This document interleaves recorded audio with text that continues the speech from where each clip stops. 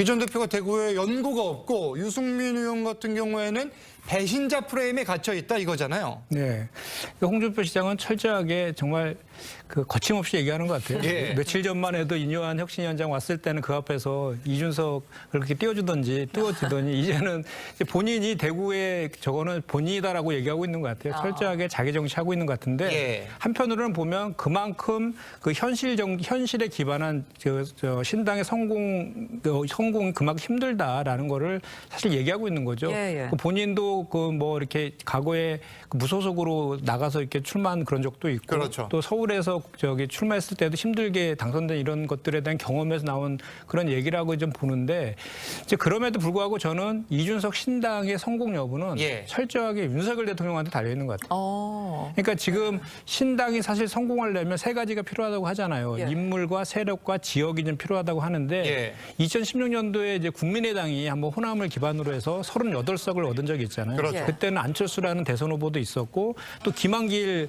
전 의원이 공동 대표로서 같이 참여했었잖아요. 그 박지원 의원도 있었고 호남에 기반한 현역 의원들이 많이 있었거든요. 예. 그래서 거기를 기반으로 해서 비례 의석도 10석 이상 얻었거든요. 근데 그런 것을 지금 이준석 전 대표도 아마도 그런 그림을 좀 그리고 있는 것 같은데 그 세 가지가 지금 하나도 없어요. 제가 봤을 때는. 그래서 앞으로인데 그런데 윤석열 대통령이 그런 신당에 대한 명분들을 어떻게 없애느냐에 대한 그러니까 윤석열 대통령이 국정기조라든지 이준석 전 대표가 지적하고 있는 그런 내용들을 앞으로 어떻게 구현할 것인가에 따라서 그 세 가지의 요건들이 하나씩 채워질 가능성이 있거든요. 왜냐하면 세력 같은 경우에도 아까 천하용인 잠깐 얘기했지만 그것으로는 안 될 것이고 만약에 영남 중진 의원들이라든지 이런 분들이 불출마를 종용한다든지 이런 게 가시화된다고 하면 신당 쪽에 붙어서 같이 나올 가능성이 있지 않습니까? 근데 그런 가능성들은 앞으로 오로지 윤석열 대통령이 어떻게 할 것이냐에 따라 달려있다라고 저는 보고 만약에 이 신당이 창당되더라도 창당 후에도 저는 총선 전까지는 만약에 그 국정 지지도라든지 그 여당의 지지율이 계속해서 추락한다라고 하면 총선 전에도 지난번에 바른미래당과 합당했었잖아요. 그런 가능성도 좀 열려 있다 이렇게 봅니다. 지도부 중진이 친윤계를 향해서 수도권에 출마하거나 불출마해달라 이렇게 권고를 한 게 지난 3일인데 아직 별다른 반응이 없습니다. 김 대표는 급히 밥을 먹으면 체한다 이렇게 이야기를 했는데 어떻게 해석해야 됩니까? 김기현 대표가 지금 상당히 곤란한 상황에 처한 건 맞아요.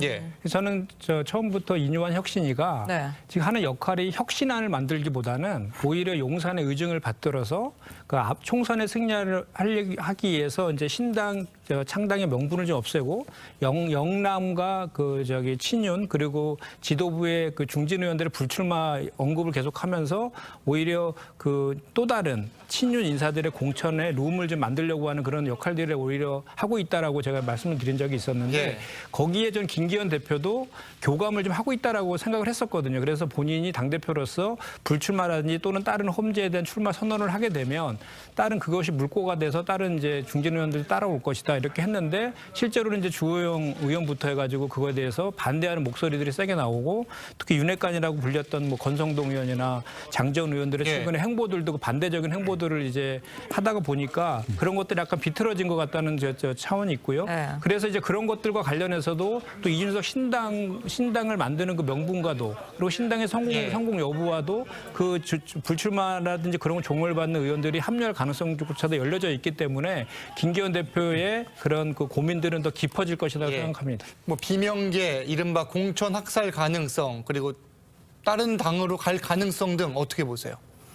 전 둘 다 없어요. 없다. 네, 가능성이 없습니다. 왜냐하면 일단 기본적으로는 공천 학사는 저희는 시스템 공천이 이제 확립돼 있기 때문에 그 현역 의원들 같은 경선을 할 거거든요. 그래서 경선에서 그동안에 자기 지역구 관리를 잘 했다라고 하면 거기서 그 경선을 통해서 이기면 되는 거거든요. 그래서 공천 학사라는 건 있을 수도 없고 탈당 같은 경우에도 사실은 이분들이 좀 지역구 의원들이신데 탈당을 해서 예를 들어서 무소속으로 나간다든지 또는 이준석 신당에 합류한다 하더라도 지역구의 당선 가능성이 없습니다. 그렇기 때문에 저는 그 가능성은 낮다라고 보고 다만 이제 이재명 그 지도부에 대한 그 비판 수위를 높이면서 좀 더 그전보다는 체계적으로 또 구체적으로 약간은 이제 세력화해가지고 그런 비판들을 함으로 인해서 본인들의 목소리들이 당의 이제 그 당에서 받아들일 수 있도록 하는 그런 효과들은 좀 있을 거예요. 왜냐하면 지금 이재명 그 대표 같은 경우는 예. 그전에 영장 기각되고 이제 그 보궐선거에서 이긴 이후에 당의 통합을 대단히 중시하고 있거든요. 그래서 그런 목소리들이 지금은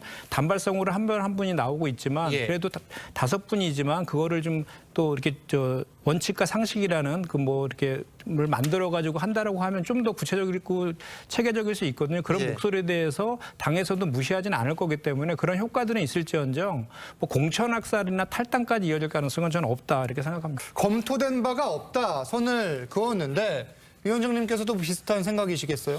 아니 그건 아닌 것 같고요. 예. 이제 보통 그런 결단들은 2, 3월 정도 가서 총선 예. 앞두고 이렇게 보통 하죠. 왜냐하면 우리가 늘 그렇지 않습니까? 총선의 구도는 한두 달 전에 잡힌다라고 그렇죠. 하는데 무엇보다도 총선에서 승리가 절박한 사람이 이재명 대표이거든요. 예. 이재명 대표의 꿈은 대선 아니겠습니까? 그래서 예. 총선을 승리할 수 있는 가장 최적의 방법에 대해서 고민을 본인이 누구보다 많이 할 것이고 그 최적의 방법 중에 김두관 의원이 이제 얘기한 그런 것들도 포함해서 저는 예.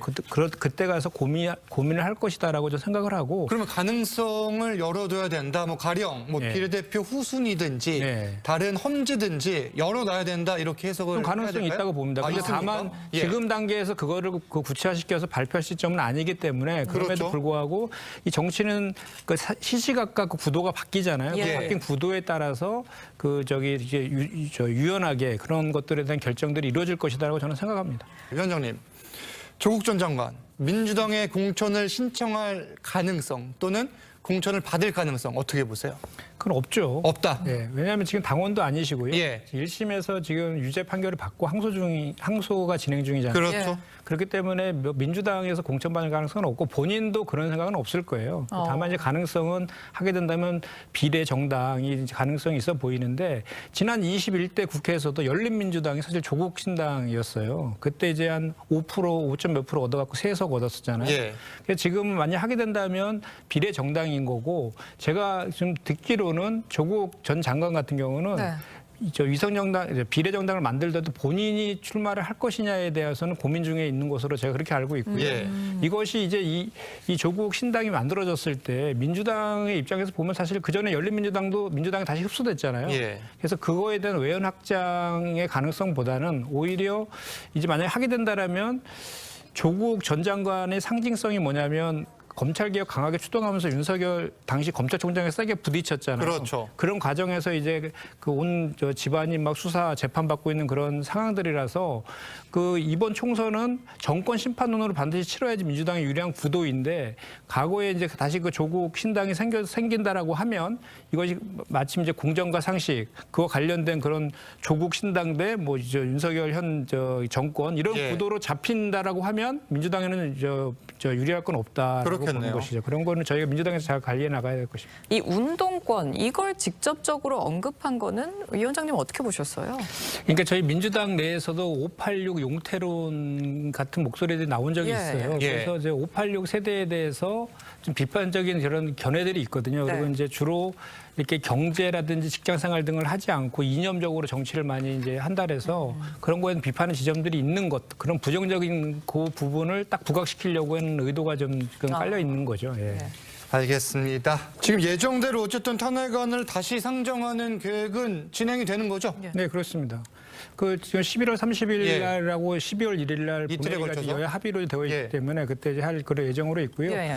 저는 최근에 계속해서 이제 이번에 그 탄핵안 발의한 거 관련해서 우리 민주당에서 계속 탄핵을 남발하고 있다라는 지적들을 예. 많이 하시던데 네. 사실은 탄핵에 대한 원조는 국민의힘이잖아요. 노무현 대통령 탄핵부터 시작해가지고 그때 그 이후에 총선에서 패배하기도 했고 박근혜 전 대통령 탄핵할 때에도 지금 현재 국민의힘의 정책위의장 맡고 있는 분, 윤핵관 분, 그리고 이준석 전 대표, 예. 유승민 전 의원 등 다 탄핵에다 찬성했던 분들도 계시는 거 사실 아니에요? 뭐 직접 비교는 어렵고. 그래서 제가 지금 예. 드리고 싶은 말씀이 뭐냐면 탄핵이라는 것이 예. 헌법에 주어진 입법권의 가장 큰 권한 중에 하나예요. 그리고 헌법재판소에서 그게 중대한 헌법과 법률 위반이냐 여부는 헌재에서 판결을 할 겁니다. 그리고 예. 헌재는 정치적 사법기관이에요. 그러니까 그 뭐 고소고발을 통해서 형사적으로 하는 거와 다르게 정치적인 해석을 하는 기능이 있는 거거든요. 그래서 그 탄핵 결과가 기각이 됐든 인용이 됐든 간에 그 결과에 대해서는 국민들이 판단을 할 겁니다. 그렇죠. 예를 들어 민주당 입장에서는 민의를 받들어서 이동관 방통위원장과 두 검사가 정말로 국민들이 봤을 때, 국민의 눈높이에 봤을 때는 그 크게 책임을 물어야 된다고 판단을 했기 때문에 탄핵을 이제 지금 발의를 지금 한 것이고 그 결과에 대해서 인용이 되든 기각이 되든 간에 그 이후의 결과에 대해서 국민들이 또 다른 판단이 있을 겁니다. 제가 말씀드린 것은 뭐냐면 최근에 저희가 탄핵 소출한 것은 이상민 장관이잖아요. 기각이 됐어요. 국민들이 저희 민주당 비판하나요? 제가 봤을 때는 그 159명 참사 일으킨 윤석열 정부와 이상민 장관에서 아무도 책임지지 않는 그거에 대해서 오히려 저는 비판을 더 많이 한다라고 보거든요. 그런 것까지 다 감안한 민주당의 선택이다 이렇게 보시면 해볼 만한 그러면- 싸움이다. 뭐 그렇게 보시는 그러면 거고요. 이정섭 장관은 어떤 정치적인 이유가 있나요? 좋습니다. 방통위원장은 예를 들어서 뭐 국무위원이라고 그러면 좋지만 이정섭 그 검사는 차장 검사는 무슨 정치적인 이유가 있어 헌법재판소에다 탄핵 소출하나요? 그걸 한번 묻고 싶은 거예요. 말씀드릴까요? 지금 그 수원지검에서 미제 사건이 15,000건이랍니다.